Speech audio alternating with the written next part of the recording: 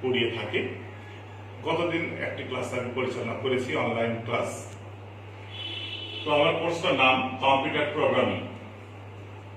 Computer programming basic elements of হটান বিষয়টির উপর আমি আলোচনা করতে চাই এবং বেসিক এলিমেন্টস অফ হটানের উপর একটা সেশন গতদিন আমি অনলাইনে পরিচালনা করেছি। সেখানে তার ভিতরের বিষয়টা ছিল হটান ডাটা টাইপ। হটান ডাটা টাইপ দুই ধরনের, একটা কনস্ট্যান্টস আর একটা ভ্যারিয়েবলস। আমি কনস্ট্যান্টস নিয়ে বিস্তারিত আলোচনা করেছি, বিভিন্ন কনস্ট্যান্টস কি, কনস্ট্যান্টসের বিভিন্ন শ্রেণী বিভাগ, এগুলো নিয়ে বিস্তারিত আলোচনা করা হয়েছে। আশা করি তোমরা কিছুটা হলেও উপকৃত হয়েছো।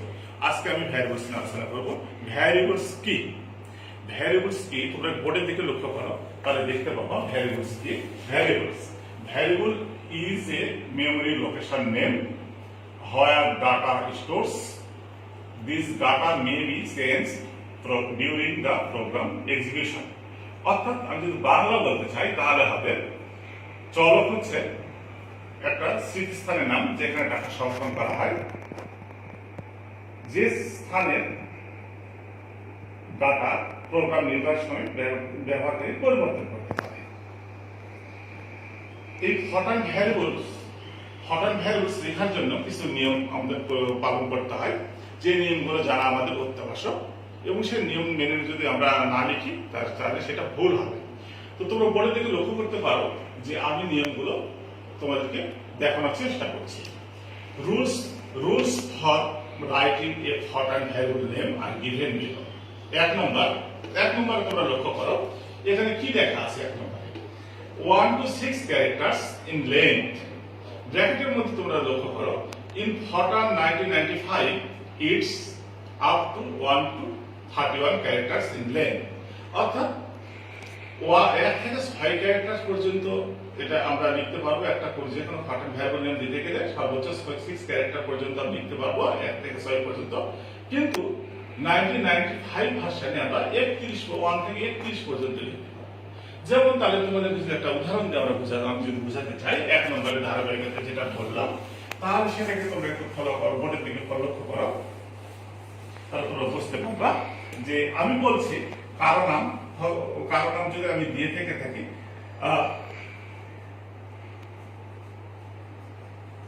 সালমা, এটা একটা, এর লেন্থ কত আছে এখানে তুমি দেখো 5। অর্থাৎ এটা দিয়ে আমি নামকরণ 1 থেকে 6 এর মধ্যে থাকছে, অর্থাৎ এটাকে আমি নামকরণ করতে পারি।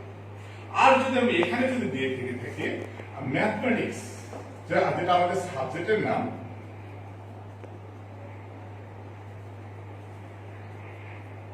হ্যাঁ এখানে ক্যারেক্টার কতগুলো ইউজ হয়েছে তোমরা দেখো, 1টা 2টা 3টা 4টা 5টা 6টা 7টা 8টা 9টা 10টা 11টা। অর্থাৎ আমি 1 to 6 এর বাইরে চলে যাচ্ছে, কিন্তু 31 এর মধ্যে। তাহলে আমরা হঠাৎ 77 এ আমি হলো ম্যাথমেটিক্সটা ইউজ করতে পারবো না, কিন্তু 1995 ভার্সনে এটা ব্যবহার করা যাবে। তাহলে আমরা এটা জানলাম লেন্থ গুলো কিভাবে লেন্থটি গুনতে হয় এবং কিভাবে প্রকাশ করতে হয়। তাহলে আমরা সালমা দ্বারা আমরা নামকরণ করতে পারলাম, সালমা বলো সালাম বলো এগুলোকে দ্বারা আমরা দিতে পারি। 6 ক্যারেক্টারের মধ্যে থাকছে, তাহলে সেক্ষেত্রে দিতে পারছি। কিন্তু ম্যাথমেটিক্স, তারপরে আমাদের যে শহরে আমরা বসবাস করছি রাজশাহীতে দেখা যাচ্ছে যে রাজশাহীর লেন্থ 6টার বেশি, ক্যারেক্টার লেন্থ 6টার বেশি চলে যাচ্ছে। রাজশাহী তাহলে কত আসছে আমাদের? রাজশাহী 1টা 2টা 3টা 4টা 5টা 6টা 7টা 8টা, অর্থাৎ 6 এর বাইরে। অর্থাৎ এটা হলে আমাদের 1995 ভার্সনের মধ্যে অন্তর্ভুক্ত হবে। 77 এ আমরা এটা এভাবে লিখতে পারবো না। তাহলে আমরা জানলাম যে লেন্থ গুলো কিভাবে বলতে হয় এবং লেন্থ গুলো কি দেখে আমরা বুঝবো যেটা 1995 এর জন্য এটা প্রযোজ্য হবে আর কোনটা এটার জন্য, আর কোনটা 77 এর জন্য, হটান 77 এর জন্য আমরা ব্যবহার করতে পারবো। এখন আসি আমরা রুলস এর দ্বিতীয় স্থানে। এখানে বলেছে may use A to Z, অর্থাৎ A to Z দ্বারা বলছে ক্যাপিটাল লেটার, অর্থাৎ A থেকে Z পর্যন্ত সকলগুলো বড় হাতের অক্ষর, comma A to Z small letter সকলগুলো A to 26টি 0 to 9 এন্ড স্পেস। এখানে বলেছে এখানে কি ব্যবহার করতে পারবে ভ্যারিয়েবল নেম দেওয়ার জন্য আমরা A to Z 0 to 9 এবং স্পেস এগুলো আমরা ব্যবহার করতে পারবো। পাশাপাশি তোমরা দেখো upper and lower case are equivalent, অর্থাৎ বড় এবং বড় হাতের অক্ষর ছোট হাতের অক্ষর আর সমতুল্য। ব্র্যাকেটের মধ্যে তোমরা লক্ষ্য করো in Fortran 1995 underscore may be use, কিন্তু 1995 ভার্সনে এর সাথে আরেকটা কি আছে অ্যাড করা যাচ্ছে, আন্ডারস্কোর ব্যবহার করা যাবে। অর্থাৎ আন্ডারস্কোর থাকলে আমরা সহজেই আমরা বলে দিতে পারবো না যে না ভুল, তখন আমাদেরকে এটা বলতে হবে যে ফরটান 77 এর জন্য এটা ইনকারেক্ট, কিন্তু 1995 এর জন্য এটা কারেক্ট। আমরা তাহলে এরকম যদি একটা নিয়ে থেকে থাকি তাহলে দেখা যাচ্ছে আমাদের কি আসছে এই জায়গাতে। আমরা উদাহরণ দেওয়ার আগে আরেকটা লাগে compiler ignores blank space in a name. Compiler কি আছে, যেখানে যদি কোনো নামের সাথে কোনো স্পেসের ভিতরে ফাঁকা স্থান থেকে থাকে তাহলে কম্পাইলার সেটাকে অগ্রাহ্য করবে। তাহলে এখানে নতুন একটা শব্দ আসলে কম্পাইলার। কম্পাইলার কাকে বলে? কম্পাইলার একটা আমাদের বিশেষ ধরনের প্রোগ্রাম যার মাধ্যমে আমরা বা যার সাহায্যে আমরা উচ্চতরের ভাষাকে আমরা মেশিনের মাধ্যমে মেশিনের ভাষায় পরিণত করতে পারি। এই কম্পাইলের কাজ হচ্ছে এটা। তারপর এখন আমাদের দেখা যাচ্ছে এখানে যদি উদাহরণ দিয়ে থেকে থাকে, অর্থাৎ কি বলছি আমি দিয়ে যদি থেকে থাকে এখানে কি আছে সাজিদ। সাজিদ এটা কি আছে, এটা একটা ফাটান ভ্যারিয়েবল নেম দেওয়া যাবে। আমি প্রথমটার সাথে প্রত্যেকটা নিয়ম মানতে হবে। প্রথম কি আছে লেন্থ কত 5, এটা সবগুলো ক্যাপিটাল লেটার ইউজ করা হয়েছে। আমি যদি এটাকে যদি এইভাবে ইউজ করি এটাও গ্রহণযোগ্য, সাজিদ স্মল লেটার এটাও গ্রহণযোগ্য। অথবা আবার যদি এরকম যদি হয়ে থেকে থাকে এখানে মিম 2 অর্থাৎ কি বলা হয়েছে মিম 2 দ্বারাও দেওয়া যাবে। এখানে কি বলা হয়েছে আমি বললাম এটা ক্যাপিটাল লেটার ইউজ করা যাবে। এখানে কি বলা হচ্ছে আমাদেরকে সাজে ছোট হাতের অক্ষর লিটার ইউজ করা যাবে, এখানে ডিজিটও ইউজ করা যাবে। পাশাপাশি আমরা কিছু স্পেস, এখন যদি স্পেসে যদি দেখি একটা স্পেস দেবে, এখানে কি আছে তোমরা দেখো, সরি আমি একটু এডিট করে নিয়ে আবার বলতে চাই তোমাদেরকে।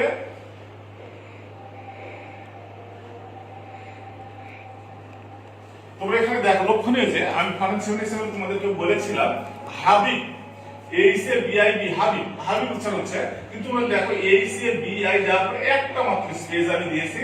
তার মানে কি আছে স্পেস গ্রহণ করা যাবে। স্পেস যদি এখানে 5টা লেটার দেওয়া আছে আর একটা স্পেস দেওয়া আছে 6টা, অর্থাৎ ফরটান 77 এর জন্য কারেক্ট।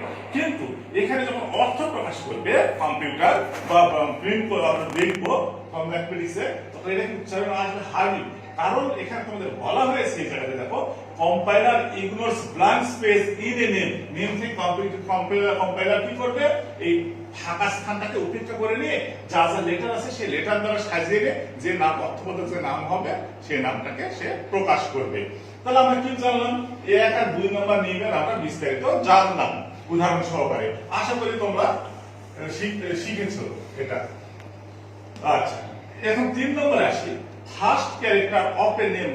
তোমরা বোর্ডের দিকে লক্ষ্য করো 3 নম্বর নেমে first character of a name must be alphabet A to Z or small a to Z, capital A to Z or small a to Z। এখানে বলা হচ্ছে অবশ্যই যে কোনো ফরটান ভ্যারিয়েবল নেমের প্রথম ক্যারেক্টারটা বর্ণমালাই হতে হবে, কিন্তু বর্ণমালাই হতে হবে। তারপর বর্ণমালা না হলে কি হতো, বর্ণমালা না হলে ডিজিট হতে পারতো, স্পেস হতে পারতো, ডিজিট দ্বারা শুরু করা যাবে না। অর্থাৎ এখানে এ পড়বে। তবে এখানে কি বলেছি আমি যদি বলে থাকি 3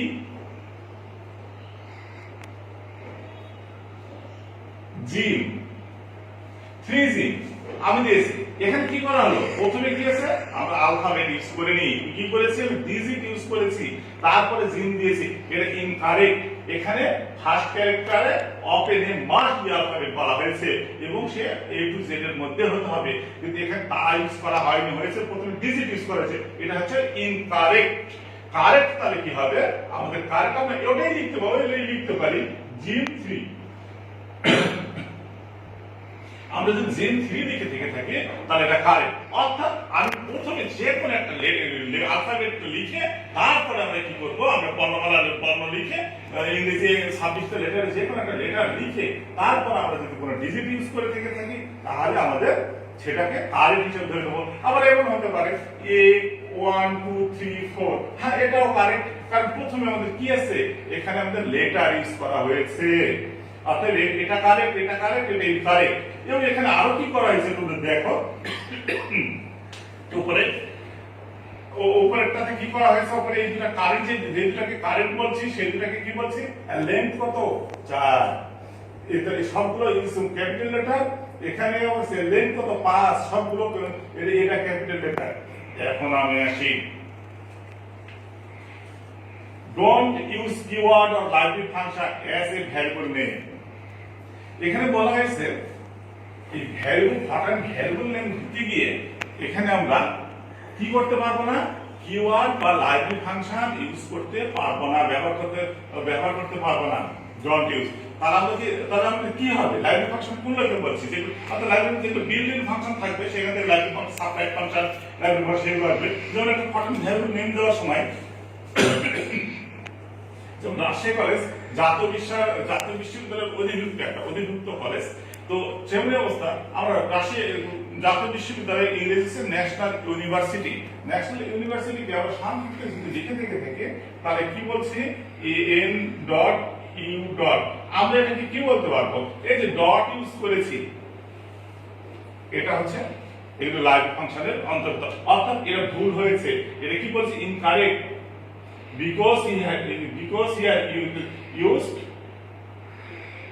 because here dot is used। অর্থাৎ এখানে কি বলেছে, এখানে আমাদের ডট ব্যবহার করা হয়েছে।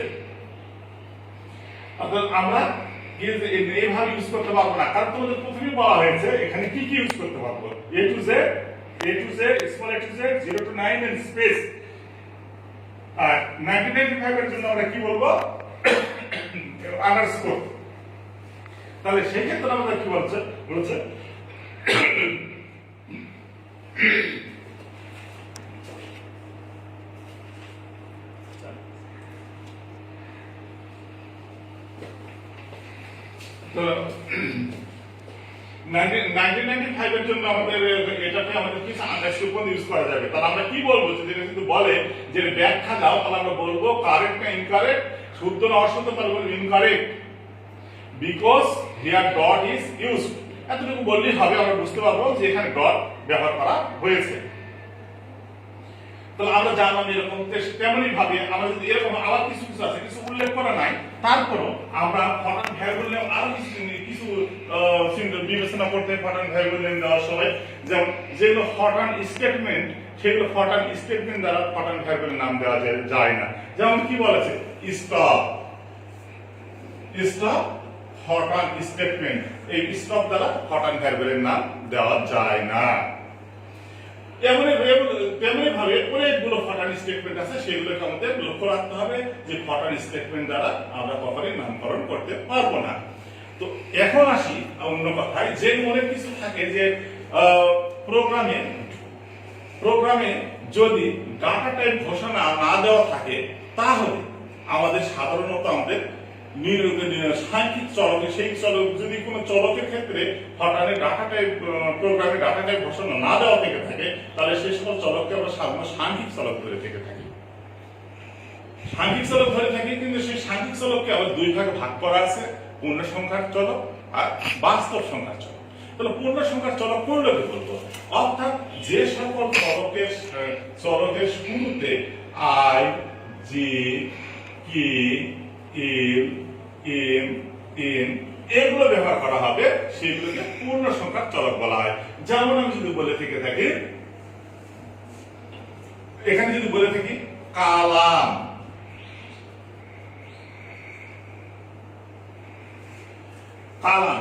তার কালাম হলে কি হবে, কালামের ফার্স্ট লেটার কি আছে, আমাদের কে আছে, তাহলে সেটা হবে পূর্ণ সংখ্যার চলক। পরেরগুলোকে আমরা ওইভাবে বিবেচনা করবো না। আমরা প্রথমে দেখবো যে এই ছয়টার মধ্যে এই যে K, J, L, K, I, J, K, L, M, N এগুলো শুরুতে আছে কিনা।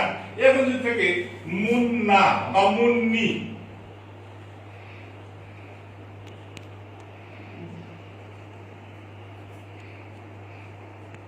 এটা যদি নামকরণ করে থেকে থাকে তাহলে সেটা হবে আমাদের কি হবে জিম, মিম, মমি, এগুলোকে আমরা সবগুলোকে বলবো আমরা পূর্ণ সংখ্যা চলক। তেমনি ভাবে এবার আমরা জানলাম কি আছে, এটাকে বলা হচ্ছে বাস্তব সংখ্যা চলক। এটাকে বলা হচ্ছে বাস্তব সংখ্যা চলক, রিয়াল ভ্যারিয়েবল।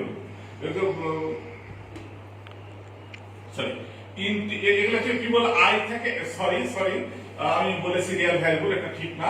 আসলে এটা হবে পূর্ণ সংখ্যা চলক অর্থাৎ ইন্টিজার ভ্যারিয়েবল। এগুলোকে বলা হচ্ছে ইন্টিজার ভ্যারিয়েবল। এগুলোকে বলা হচ্ছে ইন্টিজার ভ্যারিয়েবল। তাহলে ইন্টিজার ভ্যারিয়েবলের পাশাপাশি যদি এখন এসে থেকে থাকি, তাহলে আরেকটা ভাগ, শ্রেণী ভাগ বলেছিলাম, শ্রেণী ভাগ করতে আরেকটা বলেছিলাম রিয়াল বাস্তব সংখ্যা চলক, বাস্তব সংখ্যা, real number variables, integer number variables আর রিয়াল নাম্বার ভ্যারিয়েবলস। তাহলে এগুলো হচ্ছে ইন্টিজার নাম্বার ভ্যারিয়েবলস। তাহলে রিয়াল নাম্বার ভ্যারিয়েবলস কোনগুলো আসতেছে সেগুলো একটু দেখি। রিয়াল নাম্বার ভ্যারিয়েবলস,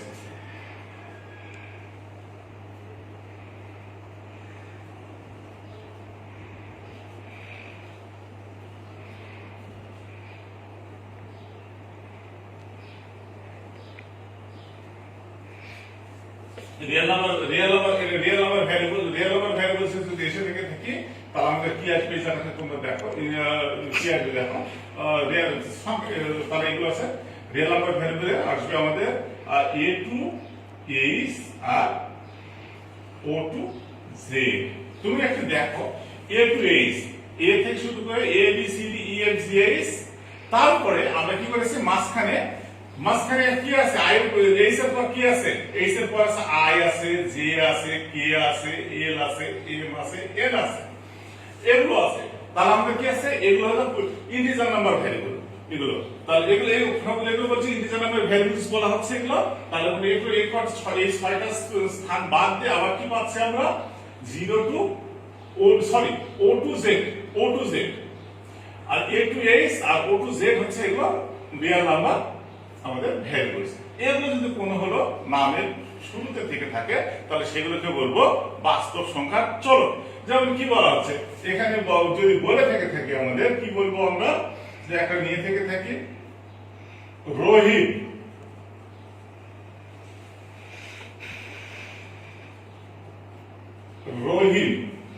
রহিমের ফার্স্টে কি আছে আর, এরপর কি আছে টম, টমের ফার্স্টে কি আছে টি। অর্থাৎ এইগুলো দ্বারা আমরা কি বলতে পারবো আমরা জামানের ফার্স্টে কি আছে জেড। অর্থাৎ এগুলো সবগুলো আমরা রিয়েল নাম্বার বাস্তব সংখ্যার চলক, এগুলো দ্বারা বাস্তব সংখ্যার চলক আমরা চিহ্নিত করা হয়ে থেকে থাকে। তবে মোটের উপর একটা কথা, চলক লেখার সময় অবশ্যই আমাদের একটা লক্ষ্য রাখা উচিত, ফর্ম ভ্যারিয়েবল নেমস নাম দেওয়ার সময়, ফর্ম ভ্যারিয়েবল নেম দেওয়ার সময় আমাদের করতে হবে, অবশ্যই মাথায় রাখতে হবে নামগুলো যেন অবশ্যই অর্থবোধক হয়।